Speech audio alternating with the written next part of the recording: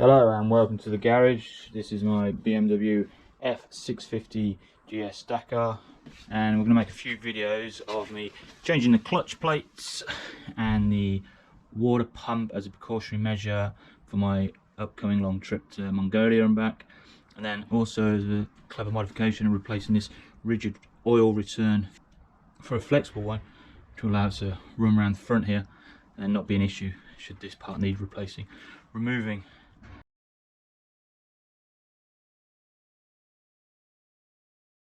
Okay, so I've drained all the oil out, taken my time, done it nice and neatly. Next, just going to drop out all the coolant and get to the water pump first, and then we'll get the cover off of this.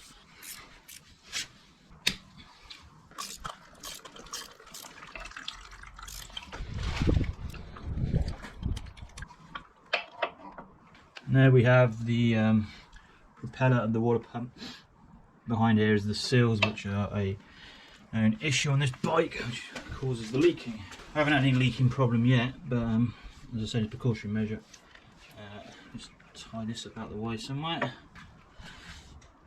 So now we've got the cover out of the way, get to the pump, and I'm just going to remove the clutch gear lever, and then you got the clutch cable, release it, and then also we'll get in and undo the banjo nut for the rigid oil return pipe there.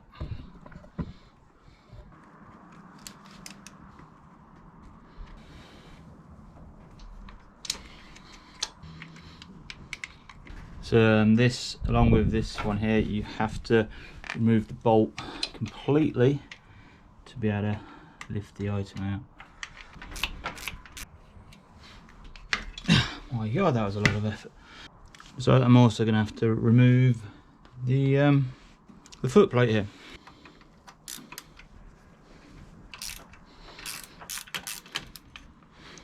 Okay, so complete pain in the arse, but to get to the banjo bolt fitting here, which is part of the rigid oil return pipe, I'm going to have to take off all my sump guard, 2 crush washers, and a banjo nut. And then when I remove the clutch cover here, I'll be able to get this solid pipe out, hopefully, which is also just bolted on at the top there, I think. So we're on that now. So yeah, just up in the top here, just down here amongst these pipes is, if you can see that, just the end of my finger there, is a torque headed bolt to undo, and that will completely free up the rigid oil return pipe. We'll talk about that. Right, so I've freed up the solid return oil pipe here, and now we're going to have to remove the cover after I've released off the starter motor here. Then to undo the cover, it's just a case of undoing all of these torque head bolts that go around the plate there, and we'll be able to see some clutch.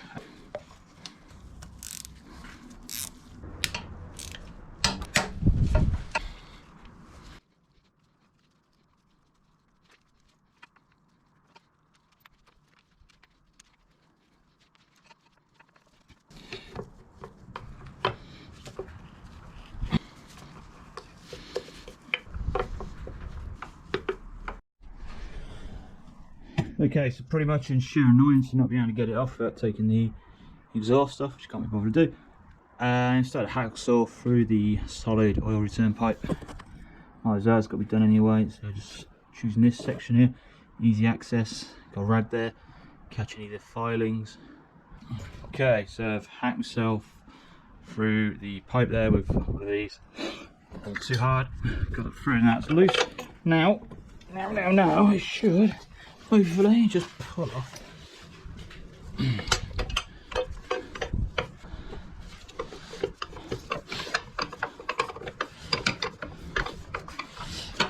There we go, and that will come off with it. Ta-da! We have it all. Okay, it is now time to tackle the clutch and replace the friction plate. So I'm only going to be replacing the friction plate. As you'll see in a minute, the metal ones never wear really, so never really need replacing. This is the clutch. These tabs here are the clutch friction plates, And as you can see on my model, they're in line. Apparently different versions, different models have offset, so the last tab, the last plate's tabs would be in this slot here, and here offset one. But as you can see on this bike, it is the same. And so, in the case of loosening off these, crisscrossing.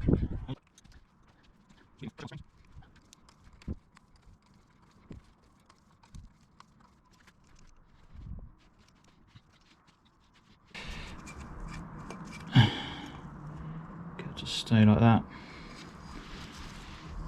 Okay. So it's just the pressure plate, puts pressure on them to release.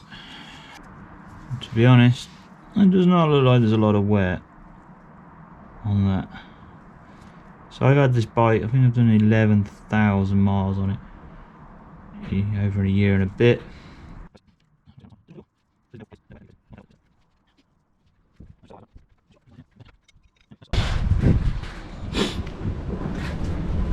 So there's the stack all together. What I'm going to do now is get a measurement how tall that is, and then with the new lot get a measurement how tall that is, and see if there's any difference, and then you'll know what the wear situation is. So yeah, maybe a mil. Thickness of the oil though, probably the same. Okay, so what I completely managed to do there was video that whole process of putting these plates back in without videoing it seems. So it's a simple case. It starts off with one of the metal ones at the back there. This goes on first, keys into this inner part, just they move, and then you put on a new friction plate which then locks in at the top and bottom, or all the way around even, with these notches here. And then you end, and just do that 7 times, 6 or 7 times, and you end with the pressure plate going on here, and then secure them in with the springs and a bolt. So the torque setting for these is 10 Newton meters, which is absolutely nothing. There we go, all of it back together again. Now it's time to refit the cover. We have a nice new gasket. Not so sure it is actually required. The old one was in quite good nick condition. Came off in one piece, but I have purchased it, so it's going to be used. Give it a little bit of oil. A little guide dowels here for it to hold it on. Important to get this facing backwards, so then it mates up with the whatever this is, spindle here. So it points back. The water pump, the gear selector, and the clutch, all to line up together.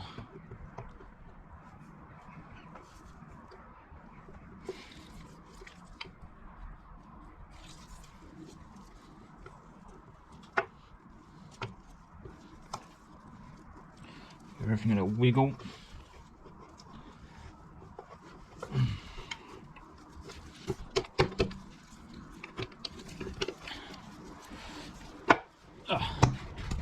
There we go.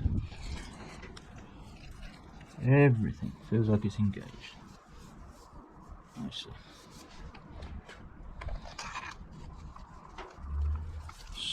That bolt up, and that will hold it in place for a moment.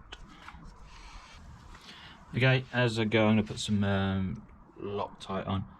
So I'll get that, clean up the bolts, and it will be done.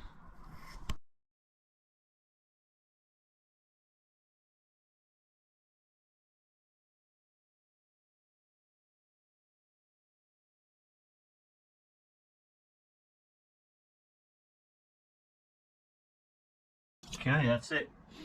We got the new clutch plates, friction plates installed. Now we've also got a new water pump going on with a new gasket seal around the whole casing there, and then we've got the casing back on, all roughly torqued up. Just need to get the clutch cable, arm and gear lever back on there. Okay, so turns out I didn't need to fully remove this lever, or at all remove this lever. Okay, so I've mounted it so that it is as far back as it would go if you try to get it too back towards the bike. So in that direction you can't because of the frame here, and it kind of looks like it's about right, and it's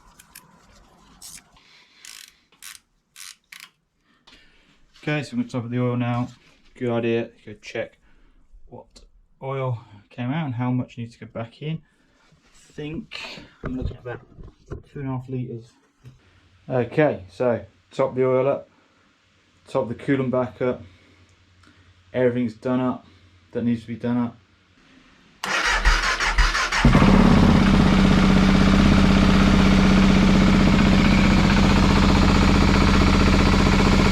There we go, it's working.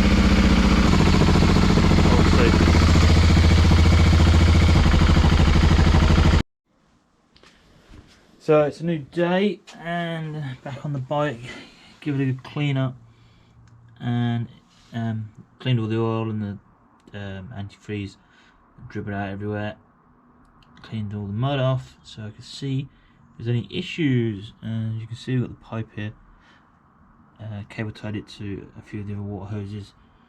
I've had the engine running a few times. After retightening these bottom hose clamps, I seem to have no leakage at all, and the coolant seems to be doing fine. Yeah, so I'll get on. Just need to give it a bit more of a clean, so I missed some spots, and then rebuild it, and then we'll go for a test ride. Any problems, I'll let you know.